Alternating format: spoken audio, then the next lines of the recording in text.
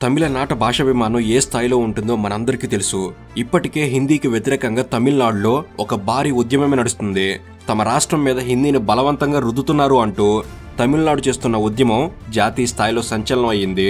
ఈ మధ్యకాలంలో ఇదే తరహా భాషాభిమానం కర్ణాటకలో కూడా పెరిగిపోయింది. కొంతకాలం క్రితం బెంగళూరులో పనిచేస్తున్న SBI బ్యాంక్ ఎంప్లాయ్ నేను కన్నడ మాట్లాడను, ఇది ఇండియా, హిందీ మాత్రమే మాట్లాడతాను అని అన్న వీడియో విపరీతంగా వైరల్ అయింది. ఏకంగా కర్ణాటక ముఖ్యమంత్రి సైతం దీని మీద స్పందించారు. ఆ బ్యాంక్ ఎంప్లాయీని కర్ణాటక నుంచి ట్రాన్స్ఫర్ కూడా చేశారు. కాబట్టి భాషాభిమానం అనేది దక్షిణాది రాష్ట్రాల్లో సహజంగానే ఉంటుంది. కానీ భాషాభిమానం భాషాహంకారంగా మారి ఇతరుల భాషను కించపరిచేలా మాట్లాడితే మాత్రం ఎవ్వరూ సహించరు. ఇప్పుడు కన్నడ ప్రజల నుంచి కమల్ హాసన్ గారు అలాంటి వ్యతిరేకతను ఎదుర్కొంటున్నారు. కన్నడ తమిళ నుంచే పుట్టింది అని కమల్ హాసన్ గారు మాట్లాడిన మాటలు కన్నడీయులకు కోపాన్ని తెప్పించాయి.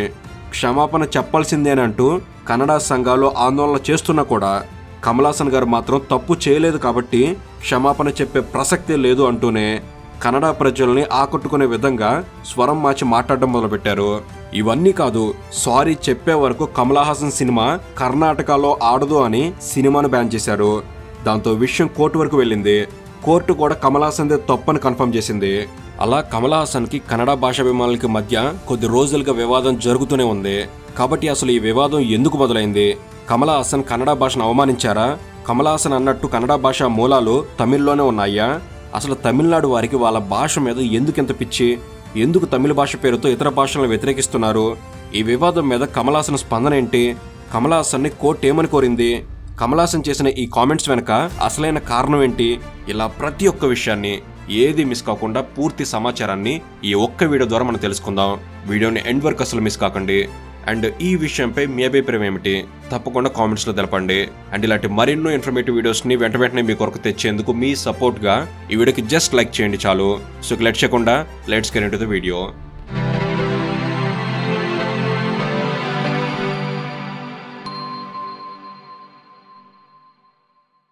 కర్ణాటకలో కమల్ హాసన్ గారి సినిమాకు కష్టాలు వచ్చి పడ్డాయి. నిజానికి ఈ కష్టాలకు కారణమే కమల్ హాసన్ గారు. కన్నడ భాషను ఉద్దేశించి కమల్ హాసన్ గారు చేసిన వ్యాఖ్యలు ఈ వివాదాన్ని రాజేశాయి. అసలు విషయం ఏమిటంటే కమల్ హాసన్ గారు హీరోగా థగ్ లైఫ్ అనే సినిమా తీశారు. కమల్ హాసన్ గారు స్వతహాగా తమిళ యాక్టర్ అయినా ఆయన సినిమాలకు తెలుగు కన్నడ భాషల్లో కూడా డిమాండ్ ఉంటుందన్న విషయం మనకు తెలిసిందే. మే 24న థగ్ లైఫ్ కి సంబంధించి ఆడియో లాంచ్ ఈవెంట్ తమిళనాడులోని చెన్నైలో జరిగింది. ఇదే ఆడియో లాంచ్ ఈవెంట్ లో కన్నడ ప్రమోషన్ లో భాగంగా కన్నడ యాక్టర్ శివరాజ్ కుమార్ గారిని గెస్ట్ గా ఇన్వైట్ చేశారు. కన్నడ యాక్టర్ శివరాజ్ కుమార్ గారు గెస్ట్ గా వచ్చారు కాబట్టి ఆయన్ని ఉద్దేశించి మాట్లాడాల్సిన అవసరం కూడా ఉంటుంది. దానిలో భాగంగా కమల్ హాసన్ గారు శివరాజ్ కుమార్ గారి గురించి మాట్లాడేటప్పుడు కన్నడ భాష మీద కొన్ని వ్యాఖ్యలు చేశారు. కమల్ హాసన్ గారు పూర్తిగా తమిళ్లోని స్పీచ్ మాట్లాడారు. కమల్ హాసన్ గారు స్పీచ్ స్టార్టింగ్ లో నా కుటుంబం నా జీవితం తమిళే అంటూ చెప్తూనే శివరాజ్ కుమార్ గారిని ఉద్దేశించి ఆయన అన్న ఆయన కుటుంబం అన్న నాకు చాలా ఇష్టం, ఆయన పక్క రాష్ట్రం నుంచి వచ్చారు కానీ వారి రాష్ట్రంలో మాట్లాడే భాష తమిళ్ నుంచే పుట్టింది కాబట్టి నా కుటుంబం నా జీవితం అయిన తమిళ్లో ఆయన కూడా భాగమే అని కమల్ హాసన్ గారు శివరాజ్ కుమార్ గారిని ఉద్దేశించి మాట్లాడారు. ఇక్కడ కమల్ హాసన్ గారు కన్నడ అనే పేరును ఎక్కడ ఉచ్చరించలేదు. కానీ ఆయన శివరాజ్ కుమార్ గారిని చూపిస్తూ వారి రాష్ట్రంలో మాట్లాడే భాష అని మాట్లాడారు. కాబట్టి ఖచ్చితంగా కమల్ హాసన్ గారు కన్నడను ఉద్దేశించి మాట్లాడారు. అందులో అనుమానం సందేహం అవసరం లేదు. కాబట్టి కమల్ హాసన్ గారు కన్నడ భాష మీద చేసిన ఈ వ్యాఖ్యలు కర్ణాటకలో పెద్ద దుమారాన్ని రేపాయి. కన్నడ భాష తమిళ నుంచే పుట్టింది అని కమల్ హాసన్ గారు అన్న మాటలు కన్నడ సంఘాలకు కోపాన్ని తెప్పించాయి. దాంతో కమల్ హాసన్ మాటలను వ్యతిరేకిస్తూ కర్ణాటకలో ఆందోళన మొదలయ్యాయి. కమల్ హాసన్ గారి దిష్టి బొమ్మలు కూడా తగలబెట్టే వరకు పరిస్థితి వచ్చింది. కమల్ హాసన్ గారు క్షమాపణలు చెప్పాల్సిందేనని కన్నడ సంఘాలు డిమాండ్ చేస్తున్నాయి. దాంతోపాటే కమల్ హాసన్ గారు నటించిన థగ్ లైఫ్ సినిమాని బ్యాన్ చేస్తున్నట్టు కన్నడ ఫిల్మ్ ఛాంబర్ ప్రకటించింది. దాంతో కర్ణాటకలో థగ్ లైఫ్ సినిమా రిలీజ్ ఆగిపోయింది. అయితే కమల్ హాసన్ గారి మాటలో కర్ణాటకలో మంటలు పుట్టించడంతో కమల్ హాసన్ గారు మీడియా ముందుకొచ్చి ఎక్స్ప్లెనేషన్ కూడా ఇచ్చారు. కన్నడ అన్న కర్ణాటక ప్రజలన్న నాకు గౌరవం ఉంది. కర్ణాటక నుంచి వచ్చిన జయలలిత గారిని తమిళ ప్రజలు ఆదరించారు.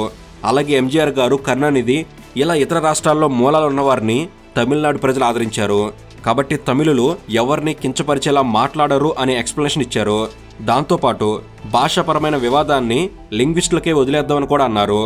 ఇవన్నీ చెప్పారు కానీ కన్నడ సంఘాలు డిమాండ్ చేస్తున్న క్షమాపణలు చెప్పడానికి మాత్రం కమల్ హాసన్ గారు అంగీకరించలేదు. తాను తప్పు చేయలేదు అని, తప్పు చేయకుండా సారీ చెప్పను అని కమల్ హాసన్ గారు సారీ చెప్పలేదు.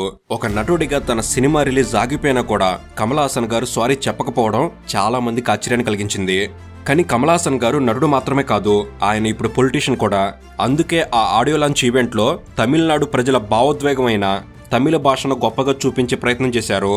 తమిళ సంస్కృతి, భాష, ఆచారాలు వీటన్నిటి పట్ల తమిళనాడు ప్రజలకు విపరీతమైన అభిమానం ఉంటుంది. నిజానికి తమిళ రాజకీయాలు కూడా వీటి చుట్టూనే తిరుగుతూ ఉంటాయి. సంస్కృతి, భాష తర్వాతే ఏదైనా. అసలు తమిళులకు ఇంతలా భాషాభిమానం ఉండడానికి చాలా కారణాలున్నాయి. తమిళ భాషాభిమానం అర్థం కావాలి అంటే ద్రవిడ ఐడియాలజీ గురించి కొంచెం తెలుసుకోవాలి. మన దేశంలో మొట్టమొదటి నాగరికత సింధులోయ నాగరికత. దీన్నే ఇండస్ వ్యాలీ సివిలైజేషన్ అంటారు.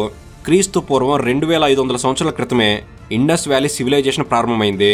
ఈ నాగరికత పూర్తిగా ఆఫ్ఘనిస్తాన్లో మొదలై పాకిస్తాన్తో సహా ఇండియాలోని యమునా నది వరకు, దక్షిణాన మహారాష్ట్ర వరకు ఈ సివిలైజేషన్కి సంబంధించిన ఆనవాళ్లు ఉన్నాయి. దాదాపు 750 సంవత్సరాల పాటు ఈ సివిలైజేషన్ మనుగడలో ఉంది. ఈ ఇండస్ వ్యాలీ సివిలైజేషన్ ప్రజలను ద్రవిడులు అంటారు. అయితే ఈ సివిలైజేషన్ అంతం ఎలా అయ్యింది అనడానికి ఖచ్చితమైన ఆధారాలు లేవు. కానీ హైపోథెటికల్ ఎక్స్ప్లెనేషన్స్ మాత్రం చాలా ఉన్నాయి. దండయాత్రల ద్వారా యూరోప్ నుంచి కొందరు ఈ ప్రాంతం మీద దాడి చేశారని, యూరోపియన్ల దాడిలో ఇండస్ వ్యాలీ సివిలైజేషన్ ధ్వంసం అయ్యిందని, ఆ దాడిలో ద్రవిడులు వారి ప్రాంతాల నుంచి సౌత్ ఇండియాలోకి వెళ్ళగొట్టబడ్డారు అనేది, అలా సౌత్ ఇండియా వచ్చిన ద్రవిడులు ప్రస్తుతం ఉన్న తమిళనాడు ప్రాంతంలో స్థిరపడ్డారు అనేది చరిత్రకారుల అంచనా. ఇది కేవలం అంచనా మాత్రమే. ఈ అంచనాను నిజం చేసే ఆధారాలు ఏవీ లేవు. కానీ తమిళ ప్రజల నమ్మకం మాత్రం ఈ అంచనా చుట్టూనే తిరుగుతూ ఉంటుంది. ఆరియన్స్ అందరూ ఉత్తర భారతదేశంలో స్థిరపడ్డారు. ద్రవిడియన్స్ అంతా దక్షిణ భారతదేశంలో స్థిరపడ్డారు. ద్రవిడియన్ ఆరియన్ కాన్సెప్ట్ గురించి చాలా మందికి తెలుసు. ఇండియన్ హిస్టరీ గురించి తెలిసిన వారికి ఈ విషయాల మీద చాలా క్లారిటీ ఉంటుంది. ద్రవిడియన్ ఐడియాలజీలో కులాలు ఉండవు, అందరూ సమానమే. కానీ ఎక్కడో నుంచి వచ్చి భారతదేశాన్ని ఆక్రమించిన ఈ ఆరియన్స్ తర్వాత కులాలను, ఆచారాలను, ఇలా చాలా విషయాల్లో సమాజాన్ని విడదీశారు అనేది ద్రవిడియన్ సిద్ధాంతం. అందుకే ఆరియన్స్ దేశంలో సెటిల్మెంట్ స్టార్ట్ చేసిన తర్వాత వేదాలను దేశానికి పరిచయం చేశారు. వేదిక్ లిటరేచర్ అనేది సంస్కృతంలో ఉంటుంది. ఈ వేదిక్ లిటరేచర్ని ద్రవిడ ఐడియాలజీ వ్యతిరేకిస్తుంది. వేదిక్ లిటరేచర్ ద్వారా వర్ణ వ్యవస్థ మొదలైంది. హిందూ మతానికి సంబంధించిన మూలాలు కూడా ఈ వేదిక్ లిటరేచర్ నుంచే పడ్డాయి. వేదిక్ లిటరేచర్ వల్ల సమాజంలో కులాలు, అంటరానితనం, అసమానతలు ఇవన్నీ పెరిగిపోయాయి అనేది ద్రవిడుల నమ్మకం. దాంతో ద్రవిడులు వేదిక్ లిటరేచర్ను వ్యతిరేకిస్తూ వారికంటూ సంఘం లిటరేచర్ పేరుతో సొంతంగా కొన్ని గ్రంథాలను తయారు చేసుకున్నారు. వేదిక్ లిటరేచర్లో వేదాలు, ఉపనిషత్తులు, ఇతిహాసాలు, పురాణాలు ఇవన్నీ ఉంటాయి. అలాగే సంఘం లిటరేచర్లో కూడా పడినెన్ మిల్ కనక్, పడినెన్ కిల్ కనక్ ఇలాంటివి ఉంటాయి. అయితే వేదిక్ లిటరేచర్లో రామాయణం, మహాభారతం లాంటి ఇతిహాసాలు ఉన్నాయి. కానీ సంఘం లిటరేచర్ శిలప్పాధికారం, మణిమేఘాలయ్, శివగ సిందామణి ఇలా ద్రావిడులు సొంతంగా ఇతిహాసాలను రచించుకున్నారు. వారికంటూ సొంత సంస్కృతిని, ఆచారాలని ద్రవిడులు సృష్టించుకున్నారు. ఇప్పటివరకు చెప్పుకున్న విషయాలకి కమల్ హాసన్ కన్నడ మీద చేసిన వ్యాఖ్యలకి సంబంధం ఏంటి అనే అనుమానం మీకు రావచ్చు. కానీ సంబంధం ఉంది. ఇక్కడ తమిళ ప్రజల నమ్మకాన్ని, ఐడియాలజీని అర్థం చేసుకోవాలి. వీరి భాష పట్ల, సంస్కృతి పట్ల ద్రవిడ ఐడియాలజీని నమ్మే తమిళ ప్రజలకు విపరీతమైన అభిమానం. క్రీస్తు శకం 300 సంవత్సరాల సమయంలోనే ఈ సంఘం లిటరేచర్ పుట్టింది. సంఘం లిటరేచర్ పూర్తిగా తమిళ భాషకు సంబంధించిందే. కొద్దిసేపు ద్రవిడులు ఇండస్ వ్యాలీ సివిలైజేషన్కి చెందిన వారే అనుకుంటే, ఇండస్ వ్యాలీ సివిలైజేషన్ ప్రజలకు భాష ఉంది, వారికంటూ సొంత స్క్రిప్ట్ కూడా ఉంది. అయితే ఈ ఇండస్ వ్యాలీ సివిలైజేషన్కి సంబంధించిన స్క్రిప్ట్ని ఇప్పటి వరకు ఎవరు డీకోడ్ చేయలేకపోయారు. అయితే ఇండస్ వ్యాలీ స్క్రిప్ట్కి తమిళ స్క్రిప్ట్కి ఎక్కడ సంబంధం లేదు. కానీ భాష పరంగా చూస్తే తమిళ భాష కన్నా ముందు ప్రోటో ద్రవిడియన్ లాంగ్వేజ్ ఒకటి ఉండేది. తమిళ్తో పాటు అనేక దక్షిణాది భాషలకు ఈ ప్రోటో ద్రవిడియన్ లాంగ్వేజే మూలం అనే ఒక హైపోథిసిస్ ఉంది. హైపోథిసిస్ అంటే ఎక్స్పర్టైజ్డ్ గెస్సింగ్. దీన్ని పూర్తిగా సమర్థించలేం, పూర్తిగా కాదు అని కూడా చెప్పలేం. అయితే తమిళుల నమ్మకం ఏంటంటే సౌత్ ఇండియా అంతా ద్రవిడులే ఉన్నారు. వీరి భాషలు, సంస్కృతులకు మేమే మూలం అనేది ద్రవిడ సిద్ధాంతాన్ని నమ్మే తమిళుల విశ్వాసం. ఈ సిద్ధాంతాన్ని కూడా పూర్తిగా కొట్టేయలేం. ఎందుకంటే వీరి నమ్మకాన్ని సమర్థించే సిద్ధాంతాలు కూడా కొన్ని ఉన్నాయి. ఎందుకంటే ఏ భాష నుంచి ఏ భాష పుట్టిందని చెప్పడానికి ఖచ్చితమైన చారిత్రక ఆధారాలు లేవు. తమిళులు వారికంటూ కొన్ని ఆధారాలు చూపిస్తున్నా కూడా చరిత్రను కొన్ని ఆధారాలతో సమర్పించడం సాధ్యం కాదు. మల్టీ డైమెన్షనల్గా ప్రూవ్ అయితే తప్ప చారిత్రక అంశాలకు విలువ ఉండదు. ఇప్పుడు కమల్ హాసన్ కన్నడ మీద చేసిన వ్యాఖ్యలకు సంబంధించిన చర్చ ఎప్పటి నుంచో జరుగుతూనే ఉంది. దానికి సంబంధించిన ఆధారాల కోసం లింగ్విస్టులు, హిస్టోరియన్స్ ఎన్నో ఏళ్లుగా ప్రయోగాలు చేస్తూనే ఉన్నారు. కానీ ఖచ్చితమైన ఆధారాలు లభించడం లేదు. అందుకే కన్నడను ఉద్దేశించి నేను చేసిన వ్యాఖ్యల్లో తప్పు లేదు, దానికి సాక్ష్యాలు, ఆధారాలు ఇవ్వుగా అని కమల్ హాసన్ ఎక్కడ చూపించడం లేదు. అలాగే కన్నడ తమిళ్ నుంచి రాలేదు, అందుకు సాక్ష్యాలు ఇవ్వుగా అంటూ కన్నడ సంఘాలు కూడా చూపించడం లేదు.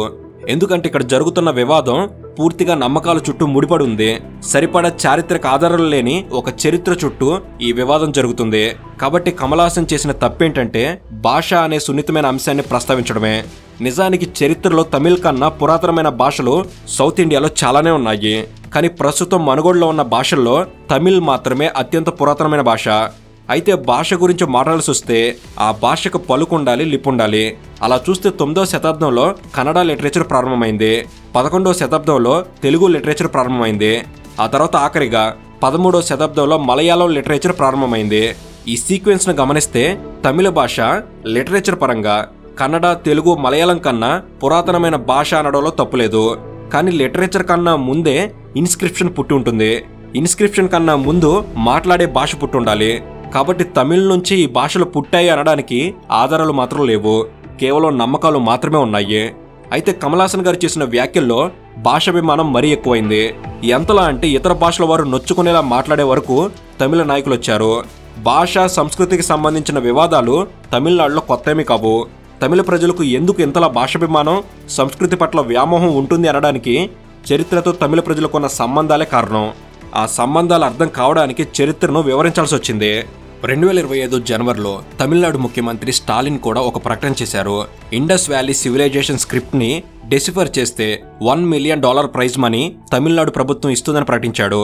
Indus valley civilisation Afghanistan, Pakistan, Kashmir, Uttar Pradesh, Madhya Pradesh, Punjab, Gujarat, Maharashtra ఇలా వాయువ్య భారతదేశం, ఉత్తర భారతదేశం వరకు మాత్రమే వ్యాపించింది. ఇండస్ వ్యాలీ సివిలైజేషన్ కి సంబంధించి తమిళనాడు ప్రాంతంలో ఎటువంటి ఆధారాలు లేవు. అయినా ఆ రాష్ట్ర ముఖ్యమంత్రి ఇండస్ స్క్రిప్ట్ ను డెసిఫర్ చేస్తే $1 మిలియన్ ప్రైజ్ మనీ ఇస్తానని ఎందుకు అన్నాడంటే ఇండస్ వ్యాలీ ప్రజలే ఈ ద్రవిడులు అనేది తమిళనాడులో ఉన్న నమ్మకం. దేశం మొత్తం హిందుత్వ ఐడియాలజీ విపరీతంగా పెరిగిపోయినా కూడా తమిళనాడులో మాత్రం ఈ హిందూ పాలిటిక్స్ కి స్థానం లేదు. ఎందుకంటే వారికి ద్రవిడ ఐడియాలజీ మీద ఉన్న బలమైన నమ్మకమే కారణం. కాబట్టి తమిళనాడు కేంద్రంగా భాష, సంస్కృతికి సంబంధించిన ఎలాంటి వివాదం జరిగినా ఇప్పటివరకు చెప్పుకున్న చరిత్రే దానికి కారణం. అయితే కమల్ హాసన్ గారు తన సినిమాను కర్ణాటకలో విడుదల చేయనివ్వాలి అని, సినిమా రిలీజ్ అయ్యే థియేటర్ల వద్ద పోలీస్ ప్రొటెక్షన్ ఉండేలా ఆదేశాలు ఇవ్వాలని కర్ణాటక హైకోర్టులో పిటిషన్ వేశారు. ఈ పిటిషన్ మీద విచారణ జరిపిన హైకోర్టు చాలా కీలక వ్యాఖ్యలు చేసింది. కమల్ హాసన్ గారు సారీ చెప్పాల్సిందేనని స్పష్టం చేసింది. కోర్టు విచారణ సమయంలో కమల్ హాసన్ గారు కోర్టులో లేరు. ఆయన Karnataka film chamber and commerce కి రాసిన లేఖ కోర్టు ముందుకొచ్చింది. ఆ లేఖలో కమల్ హాసన్ గారు తను కన్నడ అంటే అభిమానం అని అన్నారు. కన్నడ ప్రజల మనోభావాలు దెబ్బతిన్నందుకు నేను బాధపడుతున్నానని అన్నారు. ఇలా ఆయన స్టైల్లో ఎక్స్ప్లెనేషన్ ఇచ్చే ప్రయత్నం చేశారు. కానీ ఆ లేఖలో ఎక్కడా క్షమాపణ మాత్రం కోరలేదు. అపాలజీ తప్ప మిగతా అన్ని విషయాలు ఆ లేఖలో ఉన్నాయి. దాంతో కోర్టు కూడా అసలైన విషయం తప్ప ఈ లేఖలో అన్ని విషయాలు ఉన్నాయి, కన్నడ ప్రజలకు కావలసిన ఆ ఒక్క మాట మాత్రం లేదు, నేల, నీరు, భాష అనేవి ప్రజల ఎమోషన్కి సంబంధించిన విషయాలు అన్నారు. ఇక్కడ కర్ణాటక హైకోర్టు భాషా వివాదంలోకి నీళ్లను, నేలను ఎందుకు తీసుకొచ్చింది అంటే కర్ణాటక, తమిళనాడు మధ్య నేలకు సంబంధించిన సరిహద్దు వివాదాలు ఉన్నాయి. అలాగే నీళ్లకు సంబంధించి కావేరీ నదీ జలాల వివాదం కూడా ఉంది. అలాగే ఇప్పుడు కమల్ హాసన్ గారు అన్న భాషాపరమైన వ్యాఖ్యలు కూడా కొత్తమే కాదు. గతంలోనే సి రాజగోపాలాచారి గారు కమల్ హాసన్ గారు అన్నట్టే కన్నడ తమిళ్ నుంచే పుట్టింది అని అన్నారు. కాబట్టి కర్ణాటక హైకోర్టు రెండు రాష్ట్రాల మధ్య ఉన్న వివాదాలని కమల్ హాసన్ గారికి గుర్తు చేసింది. సుదీర్ఘంగా విచారణ జరిపిన తర్వాత కూడా ఈ కేసులో కమల్ హాసన్ గారు కోరుకున్నట్టు కోర్టు సినిమా రిలీజ్కి అవసరమైన ఆదేశాలు ఇవ్వలేదు. కోర్టు ఎంతకో కమల్ హాసన్ గారి వాదనని కన్సిడర్ చేయకపోవడంతో కర్ణాటక ఫిల్మ్ ఛాంబర్ అండ్ కామర్స్తో చర్చించిన తర్వాత సినిమా రిలీజ్ చేస్తానని కమల్ హాసన్ గారు కోర్టుతో చెప్పారు. దాంతో కర్ణాటకలో థగ్ లైఫ్ సినిమా రిలీజ్ వాయిదా పడింది. సినిమా వాయిదా పడినా కూడా కమల్ హాసన్ గారు మాత్రం క్షమాపణ చెప్పలేదు. ఎందుకంటే కమల్ హాసన్ గారు క్షమాపణ చెప్తే తమిళ ఆత్మగౌరవం దెబ్బతింటుంది. ఆయన ఇప్పుడు రాజకీయ నాయకుడు. మక్కల్ నిధిమయం అనే రాజకీయ పార్టీకి ఆయన అధినేత. ఈ పార్టీ తమిళనాడులో అధికారంలో ఉన్న డిఎంకేకి మద్దతుగా ఉంది. డిఎంకేకు మద్దతిస్తున్నందుకు కమల్ హాసన్ గారిని డిఎంకే రాజ్యసభకు నామినేట్ చేసింది. త్వరలో ఆయన రాజ్యసభ ఎంపీ కాబోతున్నారు. కాబట్టి తమిళ ఆత్మగౌరవాన్ని పక్కన పెడితే రాజకీయంగా నష్టం రావచ్చు. అయితే గతంలో కావేరీ జలాల మీద మాట్లాడినందుకు రజనీకాంత్ గారు కూడా కర్ణాటక ప్రజల నుంచి తిరుగుబాటును ఎదుర్కొన్నారు. కానీ రజనీకాంత్ గారు నిర్మోహమాటంగా కన్నడ ప్రజలకు క్షమాపణ చెప్పారు. అలాగే సి రాజగోపాలాచారి గారు కూడా కన్నడ మీద చేసిన వ్యాఖ్యలకు సమాధానంగా క్షమాపణ చెప్పి వివాదాన్ని క్లోజ్ చేశారు. కానీ కమల్ హాసన్ గారు మాత్రం క్షమాపణ చెప్పేందుకు ఏమాత్రం సిద్ధంగా లేరు. సో ఇది ఫ్రెండ్స్ జరిగిన పూర్తి సంఘటన, దాని వెనక ఉన్న చరిత్ర. ఈ వీడియో అనేది మీరు కొన్ని కొత్త విషయాలు తెలుసుకోవడంలో ఎంతో కొంత ఉపయోగపడిందని నేను భావిస్తున్నాను. ఈ వీడియో కనుక మీకు నచ్చినట్లయితే జస్ట్ లైక్ చేయండి చాలు. ఇలాంటి మరెన్నో ఇన్ఫర్మేటివ్ వీడియోస్ ఇక్కడ నుంచి వెంటనే తీసుకురాబోతున్నాం. అవన్నీ మీ వరకు చేరేందుకు తప్పకుండా మన ఛానల్ సబ్స్క్రైబ్ చేసుకొని బెల్ ఆల్లో పెట్టుకోగలరు. Thank you for watching. Have a good day.